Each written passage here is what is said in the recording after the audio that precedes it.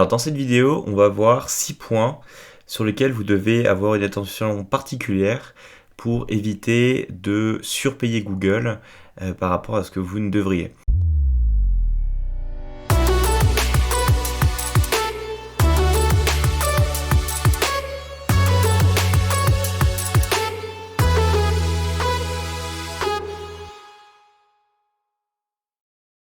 Je m'appelle Thomas Mouflard, je suis le fondateur de Web Market School, l'école en ligne du SEA Data Driven. Sur cette chaîne YouTube, je vous apprends à mieux utiliser Google Ads pour développer votre business. Si vous débutez, j'ai créé une formation gratuite sur le site de webmarketschool.com.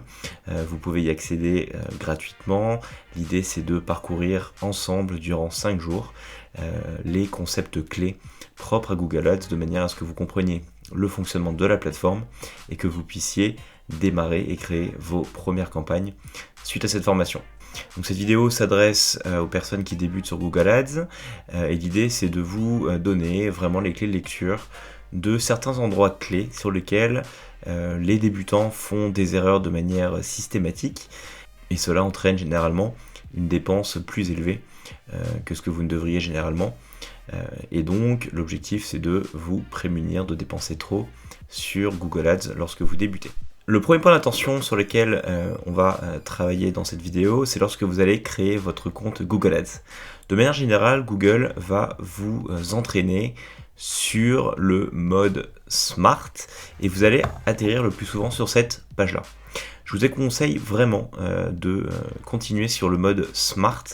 Pourquoi ? Parce que vous n'allez avoir tout simplement aucun contrôle. Alors c'est très simple si effectivement vous n'avez pas le temps et que vous souhaitez créer une campagne Google Ads en 3 minutes. Malheureusement, ce mode est souvent peu propice à la mise en place d'une réelle stratégie sur Google Ads et va vous empêcher d'avoir du contrôle sur les mots-clés que vous achetez, les coûts par clic, les enchères, etc. Donc la première chose, ça va être de passer en mode expert. Et vous allez voir que c'est un peu fastidieux. Donc lorsque vous arrivez sur cette page, vous allez cliquer sur passer en mode expert. N'allez pas plus loin.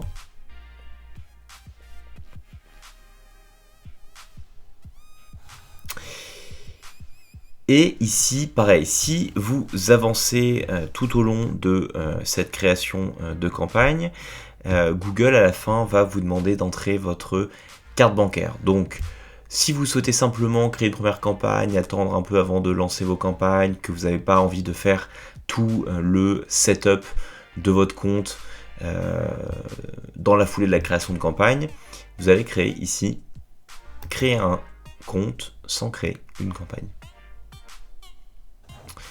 Donc ici, vous cliquez rapidement pour valider la création de votre compte et vous cliquez sur explorer votre compte. Donc de cette manière, vous êtes maintenant en mode expert et vous allez pouvoir créer une campagne avec l'ensemble des fonctionnalités propres à Google Ads et vous allez pouvoir avoir un contrôle à 100% sur ce que vous faites. Donc on va avancer un peu dans la création de notre première campagne Google Ads puisqu'on va voir qu'il y a également quelques pièges à éviter. Et que pour la plupart des débutants, eh bien, vous allez généralement tomber dans le panneau. Donc ici, vous sélectionnez vos objectifs, le réseau sur lequel vous souhaitez diffuser, tout ça n'a pas d'importance pour le moment, ce que vous souhaitez, le site que vous souhaitez promouvoir, et on avance. Donc le deuxième point de vigilance sur lequel il va falloir que vous fassiez très attention, c'est lorsque vous faites une campagne search ou une campagne display, de simplement bien sélectionner soit le search, soit le display, et d'exclure l'un ou l'autre. Ne jamais diffuser sur les deux en même temps. Pourquoi ? Parce que les formats ne sont pas les mêmes et le plus souvent, vous allez dépenser plus que vous ne devriez. Si vous faites du search, je vous encourage simplement à diffuser sur Google et pas sur les partenaires de recherche. Troisième point d'attention, c'est sur la géolocalisation. Donc ça pareil, c'est une des erreurs les plus fréquentes que vous allez faire lorsque vous démarrez sur Google Ads. C'est donc par exemple si vous voulez diffuser en France vos annonces, et bien par défaut en fait votre cible sera toutes les personnes qui vivent ou qui sont intéressées par par le ciblage géographique que vous avez sélectionné.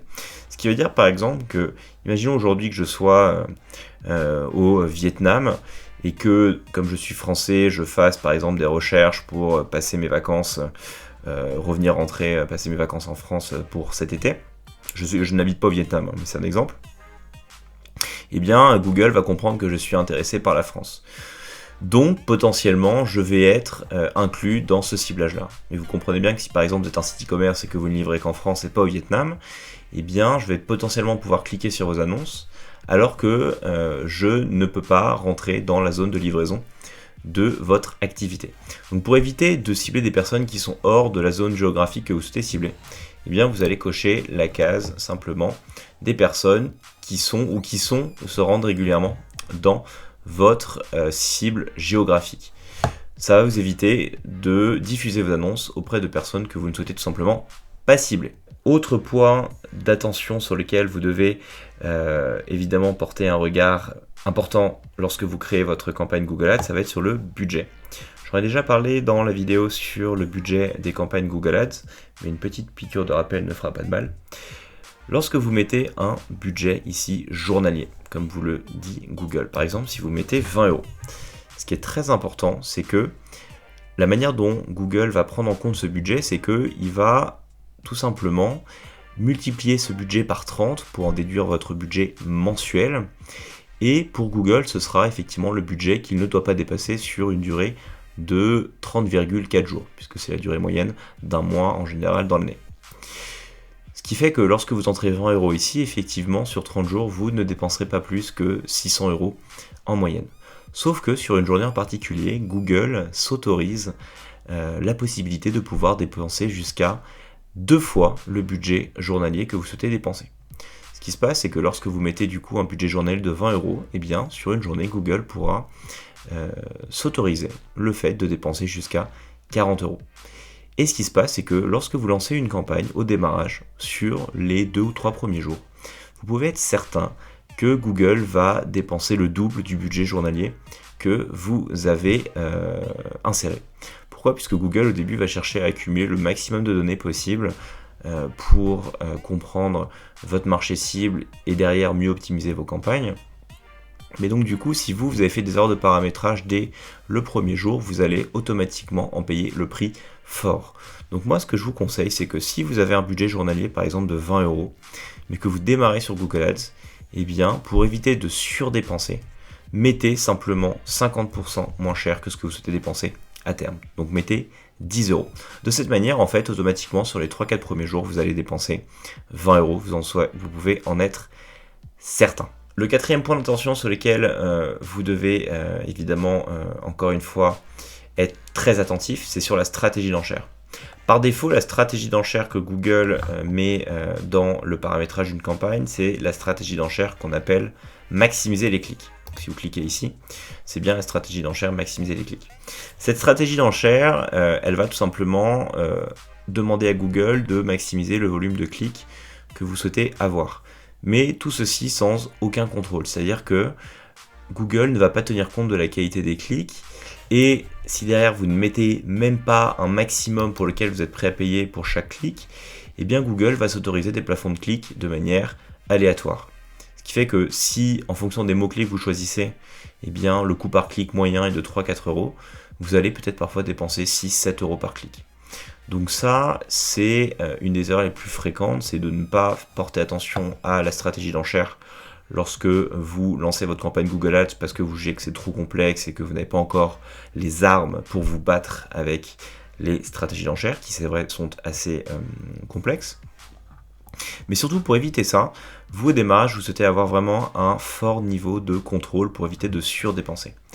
Donc surtout, toujours démarrer avec la stratégie d'enchère au CPC manuel.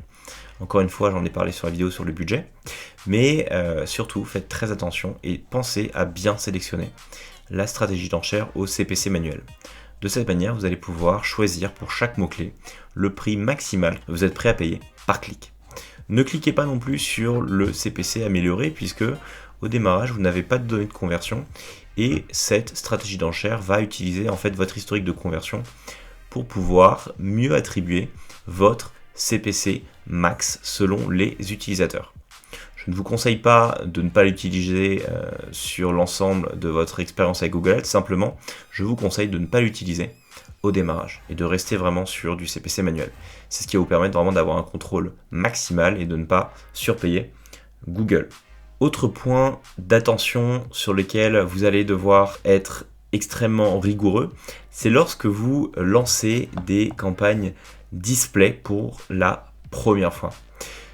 En effet, je pense que vous le savez, je ne vous apprends rien, le web est rempli à 55% de robots, ce qui fait que lorsque vous allez généralement créer des campagnes display, la moitié de vos clics ce seront des robots, il faut que vous le sachiez.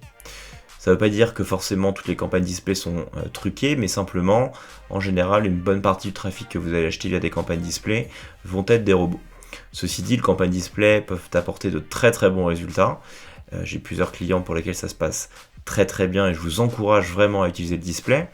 Mais encore une fois, l'idée c'est de se prémunir au maximum des clics de robots. Un des aspects les plus importants à mettre en place avant de lancer une campagne display, ça va être d'exclure les placements à très très très mauvaise qualité de trafic. Et en fait, ce sont toutes les applications mobiles. Généralement, les applications mobiles, ce sont vraiment du trafic de très mauvaise qualité. Et c'est là où on va retrouver la plus grande part de robots. Et c'est vrai que les exclure, c'est un peu fastidieux. Donc pour ça, vous allez donc dans votre campagne display, vous cliquez sur exclusion et vous allez venir exclure des placements. Pour ça, vous allez dans la catégorie app et vous allez pas simplement cocher la case Windows Phone Apps, mais vous allez devoir venir cocher l'ensemble des catégories d'applications présentes sur Google Ads, pour Google Play et pour l'App Store. Pensez à bien à chaque fois dérouler les sous-menus déroulants. En moyenne, vous allez donc devoir cocher 84 plus 56, donc 140 placements. Donc c'est vrai que c'est assez fastidieux. Ça peut faire mal au poignet à la fin de cette manipulation, mais vraiment c'est le seul moyen d'exclure l'ensemble des applications de vos campagnes display. Et pour le coup, les applications mobiles, donc j'ai écrit un article à ce sujet. La rentabilité de ces placements sont souvent très très faibles et j'ai vraiment très rarement vu de comptes clients sur lesquels on pouvait tirer de la profitabilité sur les applications mobiles. Donc encore une fois, un point de vigilance à mettre en place pour ne pas surpayer Google. Le dernier point de vigilance, et c'est peut-être également celui qui apporte le plus d'erreurs lorsque l'on démarre sur Google Ads, c'est ce qu'on va appeler le score d'optimisation et toutes les recommandations que Google vous donne. De manière générale, les recommandations peuvent être intéressantes et vous donner de nouvelles idées en fait de choses à mettre en place. Maintenant, est-ce qu'il faut les suivre par tout temps et de manière aveugle? La réponse est bien évidemment non. Si vous démarrez sur Google Ads et que vous avez commencé à dépenser une somme d'argent un minimum conséquente, vous allez souvent avoir en fait les consultants de Google qui vont vous appeler et qui vont vous dire que le score d'optimisation de votre compte est de temps et que pour le passer à 100%, vous allez devoir par exemple augmenter vos budgets, passer en stratégie d'enchère automatique, etc. Donc tout ça, il y a du bon et il y a du moins bon. L'idée, c'est pas de critiquer leur travail, c'est simplement que vous puissiez prendre un peu de recul et surtout qu'à chaque fois qu'en fait vous regardez le rapport sur les recommandations, vous puissiez mettre en place ces recommandations mais via une procédure de test et pas de manière aveugle. Donc là, je vais vous donner quelques clés de lecture.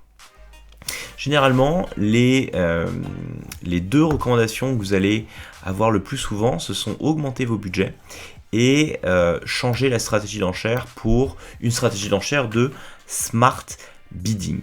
On va commencer par augmenter le budget. Alors augmenter le budget, bon, de manière générale, c'est vrai que si vous n'avez pas le budget, ça va être vite réglé, mais si vous avez le budget, l'idée c'est que, en fait, si vous cliquez sur les recommandations, etc., Google va souvent vous dire que vous pouvez doubler allègrement votre budget. Une chose qui est importante, c'est que à chaque fois que vous allez augmenter votre budget de plus de 20%, le choc en termes d'apprentissage de campagne va être trop important et donc du coup, si vous utilisez des stratégies d'enchère en smart bidding, l'algorithme va intégrer ce changement de variable de budget et va donc repasser en phase de learning.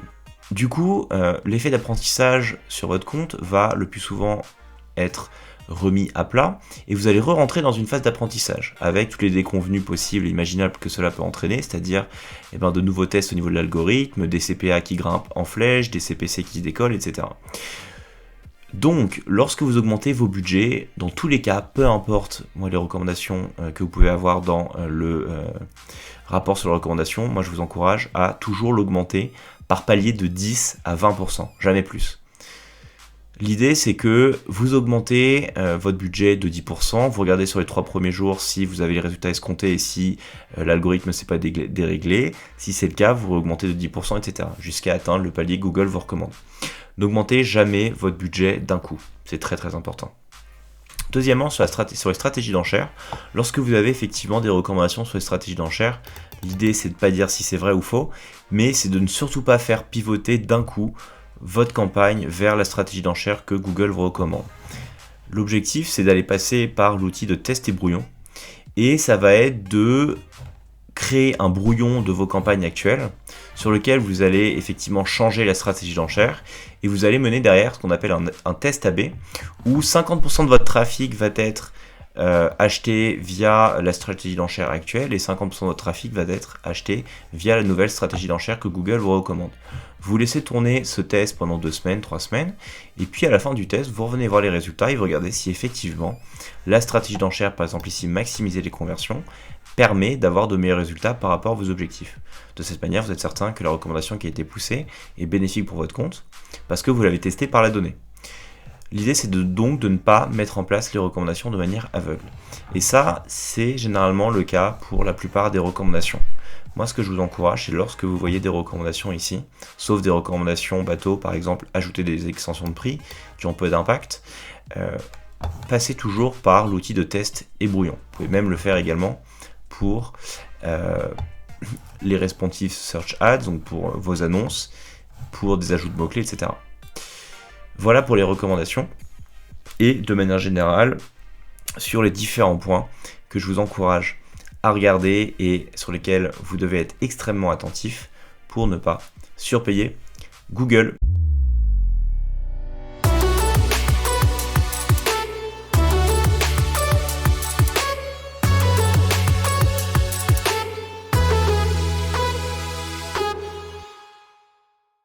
J'espère que cette vidéo vous a plu. Si c'est le cas, je vous encourage à vous abonner à la chaîne de Webmarket School pour rester informé des prochaines vidéos sur Google Ads et continuer à vous former. N'hésitez pas également à vous rendre sur le site de Webmarket School sur lequel j'y publie régulièrement des articles sur Google Ads et le SEA. En général, si vous avez des questions, vous pouvez me contacter directement via Webmarket School ou via le chat de la chaîne. Voilà, je vous souhaite une très bonne optimisation de vos campagnes Google Ads et je vous dis à très vite sur la chaîne.